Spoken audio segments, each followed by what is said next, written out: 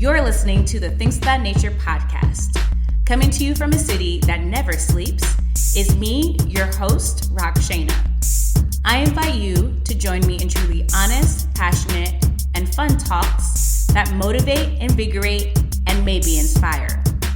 Even though we're no longer in the mile high, the sky is still the limit. Everything and anything goes. So let's start talking about things of that nature. Hey everyone, thanks for tuning into this episode of the Things of That Nature podcast. I'm your host, Rockshana, and something tells me today we might go into Feelingsville. Yeah, I think Feelingsville is the way I'm going to explain it, and I just made up a new word. Today we have my new friend Shanon. Everyone knows how much I like making friends. But Shanon Ezzo, which yes, when I first heard her last name, I did compare it to Lizzo, but Izzo, is gonna get us all in our feelings. I'm ready. It's nice and early in the morning. Haven't completely started my day, so I'm ready. So hey Shanon, how are you? Hi, I'm great. How are you? Thanks for having me. Absolutely. Thanks for coming on. And the realm we're gonna go in, I want to say thank you in advance for being vulnerable. That's what I'm all about, apparently. Nice. So let's ease into it. Where area of the world are you in? I am in Lawrenceville, Georgia. So I'm the opposite side of the country than you are, I believe. You're in California, right? I'm in Vegas now. I was in Oh, yeah. Denver. I did an episode of California, and now I'm here in Vegas. Oh, cool. I love the desert. I was born in Santa Fe, so New Mexico is my biz. Oh, do you go Yeah. back often or? No, I need to though. I work too much. Yeah, yeah. And it's so funny because yes, we went through a pandemic and life hit the fan, but then also you still have those people that are like, no, I still worked too much. Oh yeah, I never stop. I never stop. So what is your work? I am a cabinet finisher, so I own my own cabinet finishing company in Swanee, Georgia. And Corona thankfully never really affected us in a negative. And actually, we've been booming in the past, probably in the past 4 months. It's picked up so much that I barely have free time. So I definitely go out of my way to make time for interviews and podcasts and stuff because I love to get new, feedback and talk to new people and make new friends, just like you. Ooh, nice. So I've never been to Georgia. Am I missing anything? You're missing humidity. No, Georgia's great. I actually love Georgia, but if you don't like humidity or mosquitoes, you're not going to live here. Or pollen. Pollen is outrageous here. Yeah. Yep. No, not so. Nah, I'm not missing it. You get used to it. I'm sure. Yeah. Once you've been living there, like I moved out here to Vegas and everyone's like, oh my God, it's so hot. It's so hot. And I'm like, no, it's not. It's like comfortable. It's uncomfortable. It's cool. It's dry heat. Yeah. Very dry out there. I miss it sometimes. Mm-hmm. So what got you wanting to be on a podcast and share your story? I honestly never thought about being on podcasts and sharing my story. I just had this traumatic experience for 3 years that evolved into me having PTSD and trauma dreams and things that I couldn't get over. And I didn't know how to tell my story. So I wrote it in a book. And once I got it out and got it out there, I've had a lot of feedback about it and people reaching out, thanking me for, like you said, being so vulnerable and putting my story out there so that people can kind of get to understand more of the dynamics of a domestic violence or toxic relationship and feel a little bit more comfortable knowing A, that they weren't alone when they went through it or are going through it now, and B, that it does need to be something that we're a little bit more comfortable discussing if we want anything to change. Now, is this your first book? Yes, ma'am. And I don't know if it'll be my last or not. We'll see. But so far, I mean, it's only been out since December technically. But lately, in the past 2 months, I've been doing the interviews and doing all that. So it's just been getting busier and busier with it.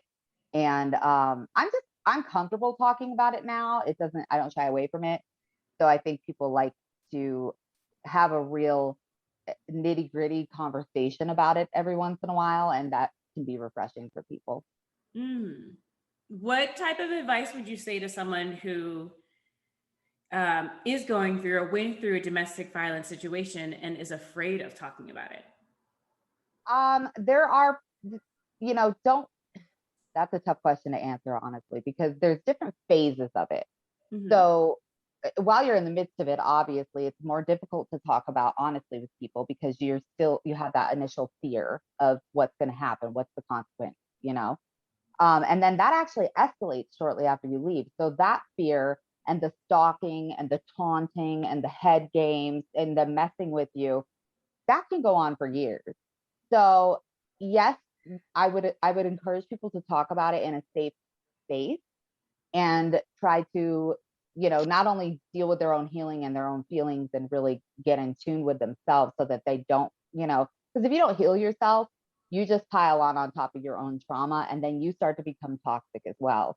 So you want to, I try to make it a very clear point because I skipped that step of healing and I ended up being way too aggressive, way too protective about my daughter, and way too explosive, too quick to react to things that really weren't that big of a deal. But because of what I had been through and my lack of understanding how I was feeling and my lack of allowing myself to feel it and heal from it, I was becoming kind of the same kind of toxic person that I had just escaped from. And that's a big realization when you're going through these waves of emotion and everything that you're, growing through it and then raising my daughter at the same time. It was tough for me to face myself when I realized that. I was like, wow, you're kind of a jerk now. And I had to own that and correct it, that's difficult to do. Oh, okay. So, do you think it was an action that you did that led you into this domestic violence situation, or it just kind of pummeled and took you over a storm? Well, it develops, right? So you go through a while of red flags that you choose to ignore. And depending on your situation, in my specific situation, I had a very motherly instinct for my abuser because of his background. He had a really tumultuous childhood. He was discarded by his parents and not treated very well in foster care and exposed to a lot of things that kids really shouldn't be. So it kind of groomed him into being a very hateful, very jealous person with abandonment issues and just all this fear, which made him toxic. And I saw him as a little kid that didn't get the love that he should have when he was back when he should have. So I tolerated a lot before it got physical. Broken mirrors, broken windows, broken TVs, holes in the wall, stuff like that. It leads up to it. So it's not like you just go into it and somebody's like, oh, hey, you like me? And then punches you in the face. They don't show you who they are right then. They groom you. They make you fall in love with them. They make you feel comfortable with them. They make you feel comfortable. I was more comfortable, concerned for his needs than I was worried about my own safety, if that makes sense. Yeah, it does. You tend to, everything you do revolves around them. Like everything, the way you dress, the way you talk to people, if you keep friends around, if you talk to your family or not, like they end up pulling this, the puppet strings and controlling that after you allow it to go on for so long. But it's not an overnight process. It takes a long time. Right. Right. Which is why I think it's so important for women to understand that it takes just as long to heal from that. You know what I mean? It's all a process. You don't have sex and then have a baby the next day. It's a 9-month growing process. And then your body goes through a lot to heal after you have the baby. It's kind of that same, you have to think of it kind of like that. Every experience in life has cause and effect.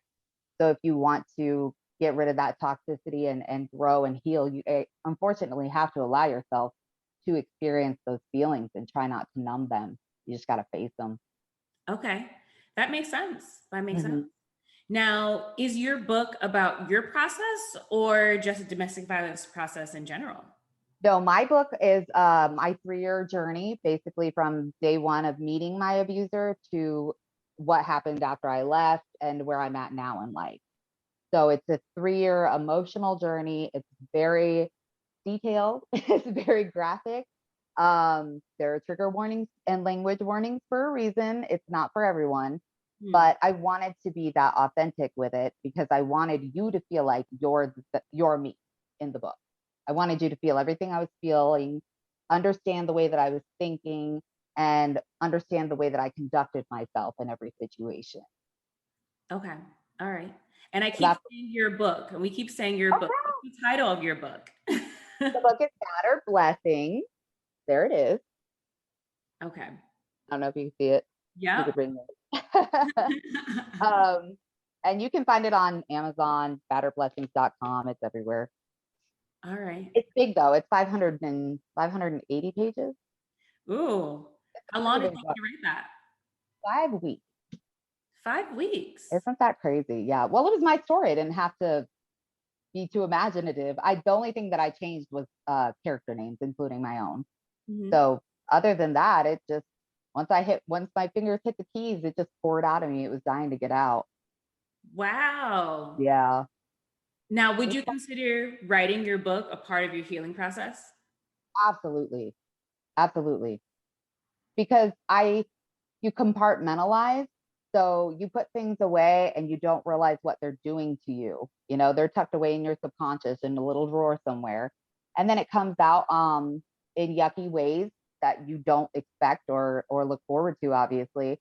Um, so I had to open those drawers back up and take those little memories out and put them on paper to really address that and to really get the healing that I needed.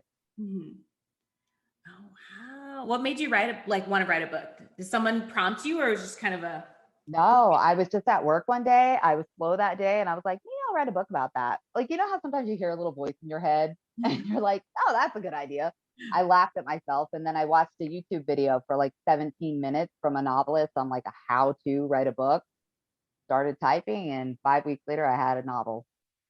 ooh, wow, that's brave. That is so brave. I think brave is actually sending it off to see if somebody wants it. That's the brave part.